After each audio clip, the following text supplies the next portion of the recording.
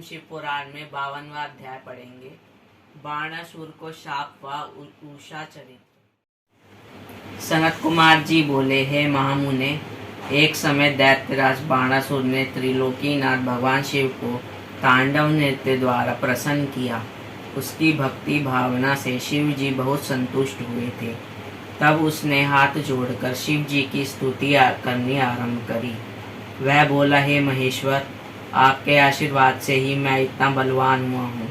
आपने मुझे 1000 भुजाएं दी हैं, परंतु भगवान मैं इसका क्या करूँ? इन 1000 भुजाओं का प्रयोग तो सिर्फ मैं युद्ध में ही कर सकता हूँ। बिना युद्ध के इनका मैं क्या करूँ?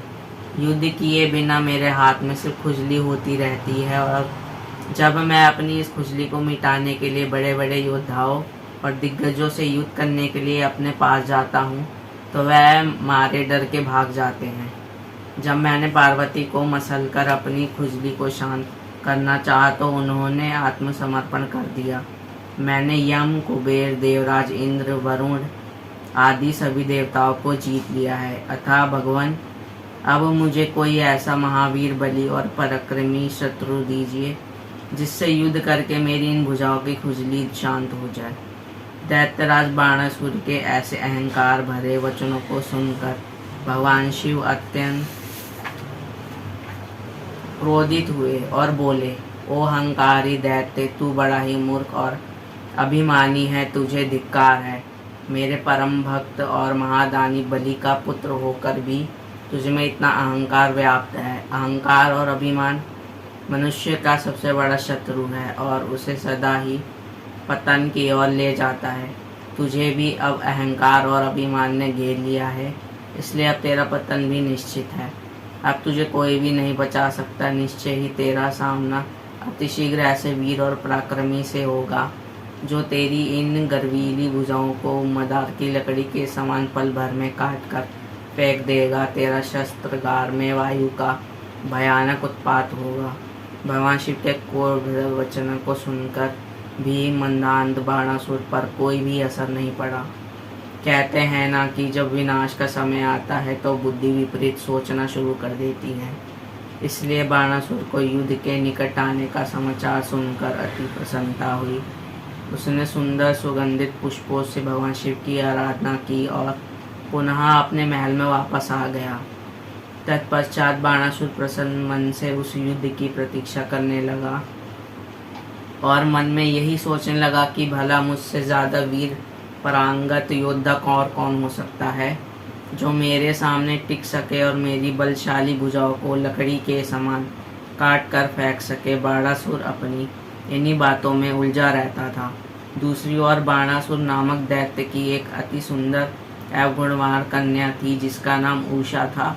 उषा भगवान श्री हरि विष्णु की परम भक्त थी। एक दिन उषा वैशाख मास में श्रृंगार से सुसज्जित होकर रात्रि को विष्णु भगवान की पूजा अर्चना करने के पश्चात अपने कक्ष में विश्राम कर रही थी। तब उसे देवी पार्वती की शक्ति के फलस्वरूप में सपने में भगवान श्री कृष्ण के पौत्र अनिरुद्ध के दर्शन हुए। तब दिव्य माया के वशीभूत उषा को अनिरुद्ध को देखकर बड़ी प्रसन्नता हुई और मन ही मन वह उन्हें हृदय दे बैठी। जब सुबह वह जागी तो उसी सुदर्शन युवक का स्मरण हो आया। वह उसके ध्यान में खो गई।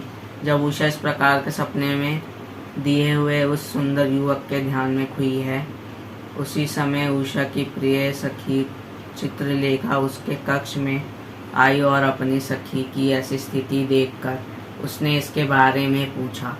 तब उषा ने सारी बातें उसे बता दी और कहा कि तुम्हें उस युवक को कहीं भी से ढूंढकर मेरे पास लाना है। यदि तुमने ऐसा नहीं किया तो मेरा शरीर का त्याग कर दूंगी मैं।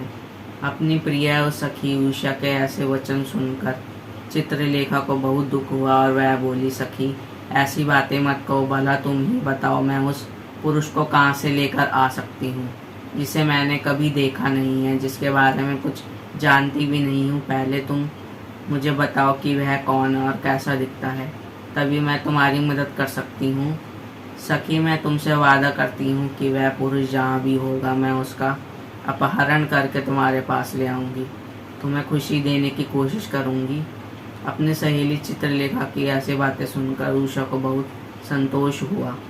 तब चित्रलेखा ने वस्त्र के पर्दे पर अनेक देवताओं, दैत्यों, दानवों, गंधर्वों, सिद्धों, नागों और यक्षों के चित्र बनाकर उषा को दिखाया, परंतु उषा ने सबके लिए मना कर दिया।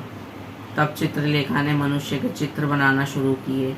उसने शूर, वसुदेव, राम, कृष्ण और अनेक पुरुषों के चित्र बना दी, परंतु उषा ने हाँ ही नहीं कहा। तब चित्रलेखा ने नरश्रेष्ठ, प्रभुमनंद, अनिरुद्ध का चित्र उकेरा, जिसे देखकर उषा का सिर लज्जा से अवर्त हो गया और उसके चेहरे पर लाली छा गई। वह खुशी से झूम उठी। उषा बोली, हे प्रिय चित्रलेखा, रात को जिसने मेरे स्वप्न में आकर मेरे मन को चुराया है वह यही है। मुझे इनसे मिलना है। तुम्हें शीघ्र ही मेरे पास ले आओ, वरना मुझे चैन नहीं आएगा। अपनी प्रिय सखी उषा के अनुरोध पर चित्रलेखा ज्येष्ठ कृष्ण चतुर्दशी की रात को द्वारका नगरी गई और वहां राजमहल से अनिरुद्ध को ले आई। अनिरुद्ध के सामने पाकर उषा हर्ष से फूली न समाई और तुरंत उसके गले से लग गई। जब इस प्रकार देवी उषा ने अपने प्रियतम अनिरुद्ध को साक्षात अपने सामने पाया तो वह खुशी से झूम उठी और उनके गले से लग गई। तब उनके कक्ष के बाहर तैनात द्वारपालों ने अंदर झांका और उषा अनिरुद्ध को इस प्रकार देखकर उन्होंने इसकी शिकायत दैत्यराज बाणासुर से की। द्वारपाल बोले, महाराज, आपकी कन्या के